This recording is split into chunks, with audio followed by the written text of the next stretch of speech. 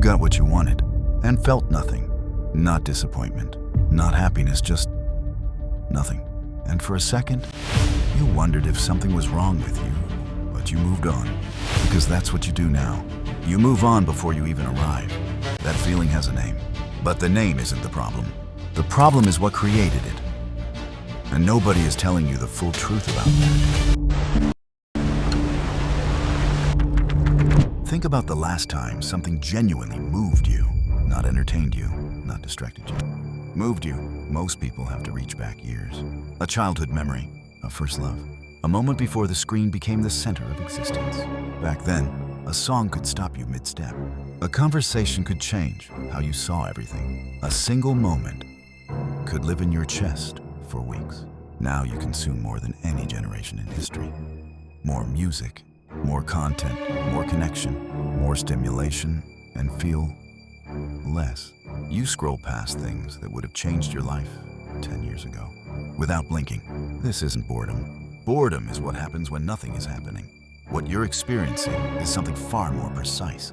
You've lost the ability to be surprised by your own life. And that loss didn't happen randomly. While for phase 2, the Jungian lens. Carl Jung observed something in his patients that most modern psychology still refuses to fully confront. He said that the psyche, the deep self, requires resistance to feel alive. Not comfort, not ease, resistance. When something costs you nothing, it means nothing. Think about that. The things you remember most in your life were not the easiest moments. They were the moments where something was at stake, where you could have lost, where the outcome was genuinely uncertain. Meaning, real meaning, is born from friction, but the modern environment has quietly eliminated friction from almost every domain of life. You don't have to wait for music. You don't have to earn information. You don't have to sit with boredom long enough to discover what you actually want. Everything arrives instantly and leaves instantly. Jung would call this an inflation of the ego.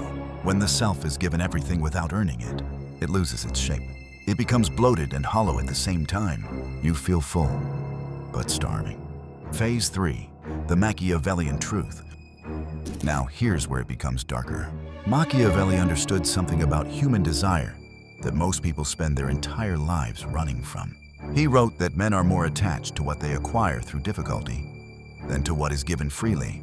He wasn't just talking about power or politics. He was describing the architecture of the human mind.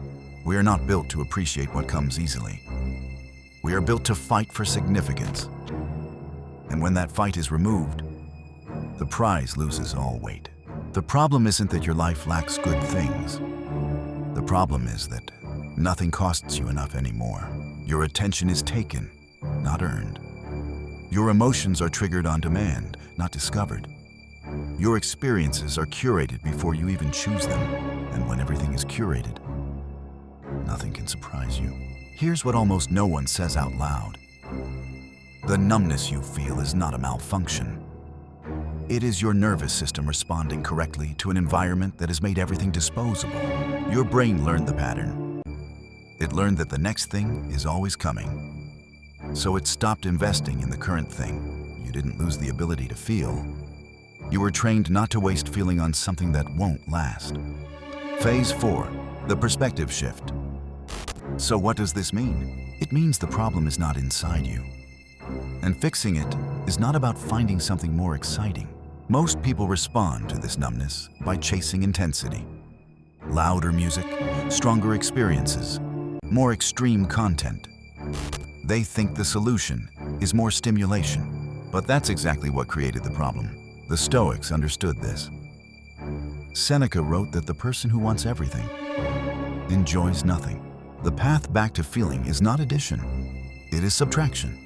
When you remove easy stimulation, when you sit in silence long enough to become uncomfortable, something begins to return. Not happiness exactly. Something older than happiness, presence, the ability to be fully inside a moment, without waiting for the next one. That state, which feels almost foreign now, is actually your natural condition. It's what the mind returns to when it's no longer being hijacked. But most people will never find out. Because silence is the one thing the modern world cannot sell you. So it makes sure you never encounter it long enough to remember what it felt like. Phase 5, the cinematic close. There's a moment, most people have had it once, where time slowed down completely. Maybe you were alone somewhere. Maybe something unexpected happened. Maybe for just a few seconds, you weren't thinking about what came next. And in that moment, everything felt strangely, quietly real.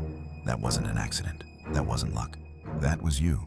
Without the noise, the world will keep accelerating. The feed will keep moving. The stimulation will keep arriving faster than you can process it. But somewhere underneath all of that, the part of you that still knows how to feel is waiting. Not for the right experience, not for the right moment, just for you to stop. Long enough to notice it's still there.